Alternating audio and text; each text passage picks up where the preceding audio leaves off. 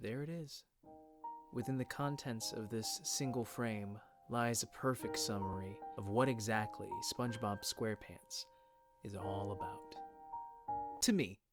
Trust me, I am not about to sit here and declare that I somehow have an authoritative voice on SpongeBob SquarePants. I wasn't in the room where it happened. I don't know why the creatives behind this show made the decisions they made. I don't pretend to know how the characters are able to drink, mop floors, and build bonfires underwater. But what I am an expert on is myself. Who I am, what I feel, how I think. And you're an expert too. Well, not an expert on me, that would be kind of creepy.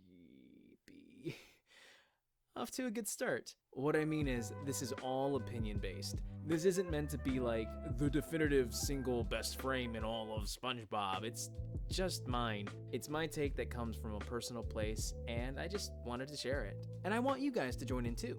If any of you would like to make a response video sharing your favorite frame from SpongeBob and why, I would love to see it. Or if you prefer, feel free to comment down below describing the image, why you like it, and let's get this discussion going. Part 1. So, for those of you who've been living under a rock for the last 22 years, SpongeBob SquarePants is an animated series that follows the misadventures of the particularly poorest title character in his hometown of Bikini Bottom. Now, I'm a 96 baby, so I was born into a world where aliens blew up the White House, an epidemic of tornado-related cow deaths plagued the Midwest, and a retroactively created Harry Potter prequel about Remus Lupin going on an island vacation with Marlon Brando and Val Kilmer sounded like a good idea. Yes, it was a wondrous world, but still spongeless. And I don't remember a lick of it, thank God. For me, SpongeBob has just always been there, a constant variable. It's the reason I once walked up to my mom and told her with the utmost confidence that tiny little versions of us live inside our brains with a bunch of filing cabinets. An intriguingly abstract interpretation of how the mind works, sure, but I was a kid telling my mom this was literally how our minds work, like I knew what the word intriguingly meant. It's the reason I begged my parents for an annual pass to our local Great America amusement park. See, back when the park had ties with Viacom, there were lightly themed rides and areas, including a Nickelodeon area. Within the area, there were 2 SpongeBob-themed rides. The first was a boating school-themed spinner, which was a lot of fun, but the crown jewel, the E-ticket, if you will, or should I say C-ticket? Aquatic humor. The SpongeBob SquarePants 3D Show! Okay, if I'm being objective, this ride probably was actually along the lines of a C-ticket. It was housed in a generic show building next to a generic spinning thrill ride. There was hardly any SpongeBob theming apart from the overhead sign at the top of the queue, some monitors playing clips from the show, and of course the film itself, which was awesome. I'm not kidding. Every time we went to Great America, you gotta hit the SpongeBob ride. You gotta. Those memories and so many more just kept adding to my affinity for the show. But I think one of the biggest takeaways I have is the show's direct influence on my sense of humor. The show is just so zany and goofy. As a kid, it was impossible to resist. It's so effectively loose and casual with its tone and quite subversive too. It's one of those shows that in its prime knew how to do stupid humor the most intelligentist, and I really only started to consider that when the adults in my life began to show an active interest in watching the show themselves. And for a kid who always wanted to hang out with the older crowd, always wanted to be considered a grown-up, that kind of validation, ding ding, the adults want to watch what I want to watch, I'm in. So we would watch episodes, we'd laugh at the funny parts, we'd cry at the even funnier parts, but then there were moments where the adults laughed at different parts.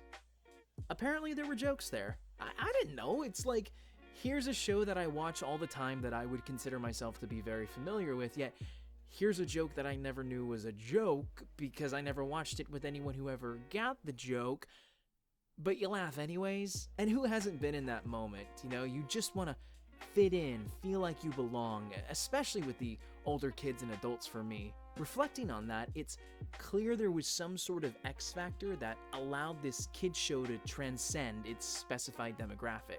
And from there, I started to ponder, what that might be, and it hit me. The reason SpongeBob could work for adults is part of the same reason I wanted to be one. Part 2.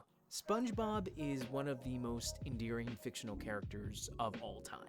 Not only in the way he's portrayed, but I think the main gravitational pull for the character for me is in what he symbolizes. He's a character with adult responsibilities, but still manages to filter nearly everything he does through a prism of childlike wonder. He's optimistic, he's innocent, he's inventive, imaginative. Everything he does, he puts maximum effort into, whether it be, practicing karate with Sandy, snowball fighting with Patrick, lunch rush at the Krusty Krab, even here. Floor it? Yes. No, don't floor it. Floor it? No, don't floor it. Okay, floor it! No. He's not infallible, and you know what? He knows that. He's confident in his own knowledge, yet still welcomes new ideas. In many ways, SpongeBob was the perfect archetype of the kind of adult I wanted to be.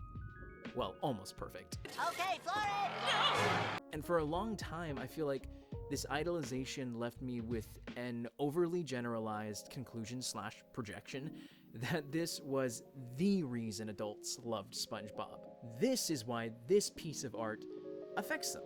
SpongeBob is the idealized version of the adult we all wanted to be. Then you realize he grew up to be Squidward? Part 3. First off, gotta give shout out to the most welcomed rise of relatable Squidward memes over the years. The overall trend of antagonistic characters in relatable memes is just, I approve. Back to Squidward. If SpongeBob is the archetype of an adult who's healthily in touch with their childlike tendencies, then Squidward is definitely another type. To me, Squidward always represented the type of adult who assumes they know everything in life just by virtue of being an adult. The type that will try to double down when it's obvious that their take may be a little outdated or flawed. He can be extremely pompous. He's an arrogant musician. He's like this depressed artist, and he constantly laments his existence. He's like stuck between a rock and a pineapple. He's selfish, he's isolated, he's me. I'm Squidward. I'm Squidward.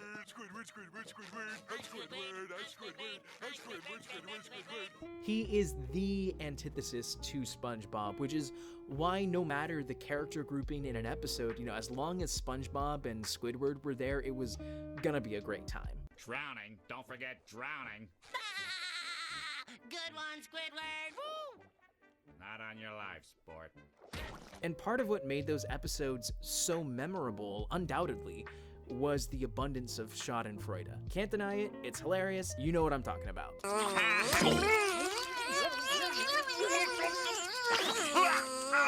Stupid jellyfish! Beat it! Whoa!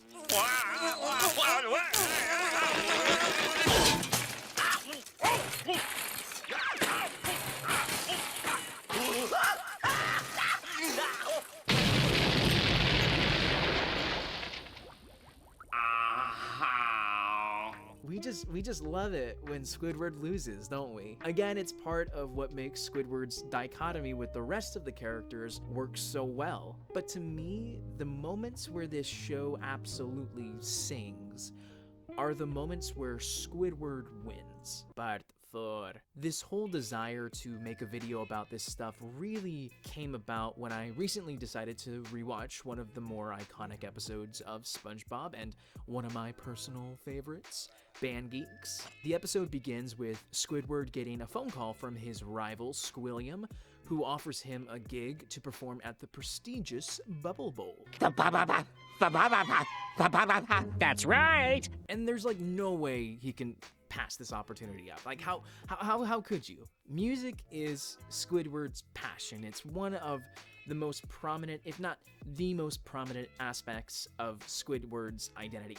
It's just a big part of who he is, The validation that could come from this opportunity is just too tantalizing to pass up. I mean, who doesn't want to be validated in their interests and passions? But to do it, he's gonna need a band, and to do that, Squidward will have to assume enough vulnerability to reach out to his community and ask for help. Of course, in his own Squidward way. Looking to add fulfillment to your dull life?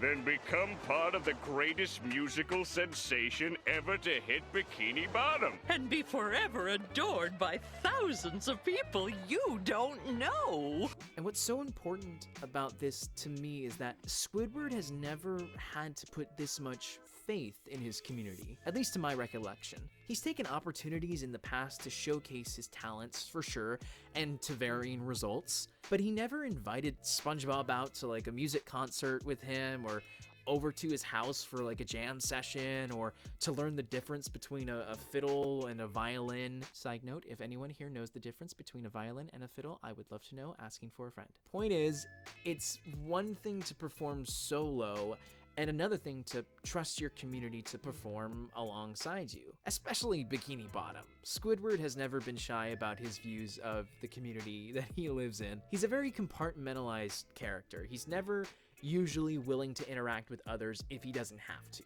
He's isolated, he's got a superiority complex. He's a ding-a-ling! Wingnut! Knucklehead McSparzatron!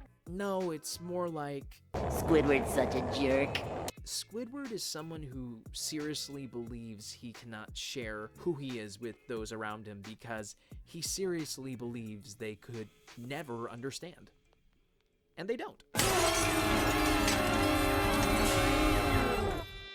Earlier I mentioned that Squidward is me, at least who I perceive I grew up to be. And for someone who always aspired to be more like the SpongeBob adult, it funnily enough sent me into like a mild existential crisis about who I wanted to be and who I was. Yeah, all from SpongeBob SquarePants. Yeah, I know.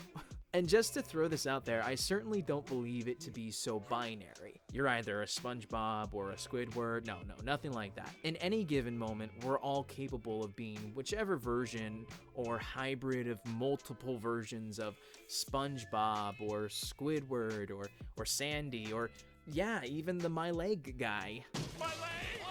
Even still, for quite some time, I feel like I was strictly a Squidward. I would have defined myself as a Squidward. And for a while, there have been aspects of my identity that I've struggled with. Aspects that I never wanted to share because I never felt I could. I didn't want to be a burden. I didn't want my pre-established positive perception of my friends and family to be challenged and maybe even disproven. Whatever the case, even in the company of supportive friends and family, I seemed to always retreat back into myself and suppress. And this was mainly because I believed there was no way anyone around me would understand, and why would I want them to?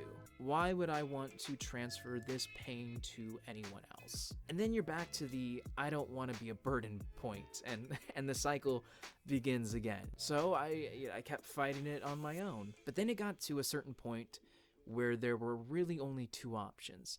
I could keep on fighting this on my own and pretty much accomplish nothing more than this guy, or I could follow in the footsteps of Squidward Tentacles, someone who touts superiority for fear that no one would actually understand, but still knew well enough to reach out for help anyway. Now you're in a situation where you have to allow yourself to depend on others. You have to be vulnerable. Years of programming yourself to suppress has to be thrown out the window, and that is a very difficult thing to do. And even after you go through that, sometimes through the growing pains of your newfound circumstances, you're reminded, at least you feel reminded, time and time again, that you were right. No one understands. It's all the more palpable of a blow because you thought success exclusively hinged on them being able to understand.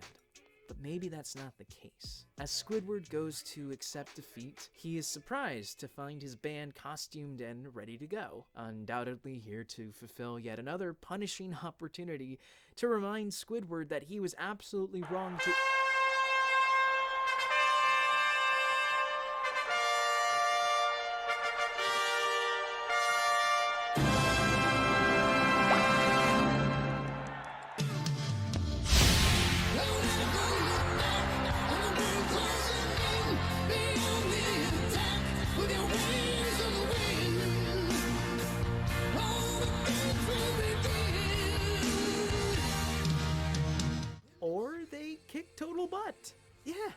true. The band flawlessly performs a flawless power ballad, much to the cardiac detriment of Squilliam, but more importantly to the surprise and enthrallment of Squidward himself.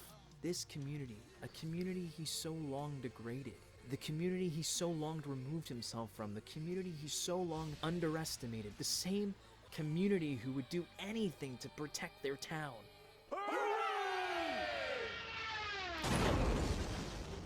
Ouch. The same community who, when united, can accomplish wondrous things. When Squidward dances his heart out and then leaps for joy, yeah, this, to me, is the single most important frame in all of SpongeBob SquarePants. Part 5. For many years, I would carry this overly generalized conclusion / projection that the reason adults like SpongeBob was because he was a powerful reminder of that type of grown-up we all wanted to be. But in this retrospective, I realized that this isn't the reason we love SpongeBob, this is the reason we love art. We all have our varying individual rubrics on what we constitute to be art. To me, art is thought-provoking. It's a conversation starter. It's an opportunity for civil discussion to be had where we share how specific pieces of art affect us. And there is certainly overlap for why this film or show or song or painting or whatever may be effective. SpongeBob is a fantastic example of that. With something as personal as art, it's never been about winning an opinionated argument. It's always been about the pursuit of perspective. After all this brain vomiting, I realized that in my pursuit of perspective, I may have wrongly written off so many, mainly because I couldn't relate. I had never been in the position before, their position. It had nothing to do with me. Why do I care? Sound like someone? It was easy to disregard them because my optics suggested that the goal in the pursuit of perspective was exclusively to achieve direct relatability. And any other time you don't, it's a failure. And here's SpongeBob, just after Squid storms out, rallying the community behind Squidward, not because he suddenly realizes that they all have this insane opportunity to perform at the Bubble Bowl, but because he knows that this means the world to Squidward. While it's great and certainly important to have someone who can fully comprehend why this affects you, sometimes it's enough to have someone just understand that it does. And nowhere are there better recruits for this pursuit of perspective than the community that you surround yourself with. It may seem silly to put so much emphasis on the community of Bikini Bottom and yet only have Squidward in my chosen frame. I get that, but I think the spirit of community heavily informs this frame. Specifically, the power it can give an individual. For the longest time, I thought I had to battle these demons on my own. What a wonderful surprise to see my community, who may not ever understand fully what I go through, standing right behind me just the same. I like to laugh when Squidward loses, and I love to watch when he wins. And this win in particular is special because it is a powerful reminder that the victories we share, the ones we collaborate on, the ones where we give, where we support, where we understand, where we unite towards a singular goal, perhaps those are the sweetest victories of them all. Thank you all so much for watching. Like I said, this is just one person's opinion, and I absolutely think we deserve some more. So feel free to create a response video with your favorite image from SpongeBob and why. Or if you'd rather, describe your favorite image and why in the comments down below. I also want to give a shout out to Full Fat Videos. I stumbled across their video on Band Geeks. Brought a big smile to my face, so definitely check them out. Also, if you like this content and you'd like to see more of it, please let me know by hitting the like, subscribe, and notification button. Thank you all again, and remember to not ever look back on the world closing in, alright? Just be on the attack with your wings on the wind. Oh, the games will begin. And in sweet, sweet, sweet victory, yeah.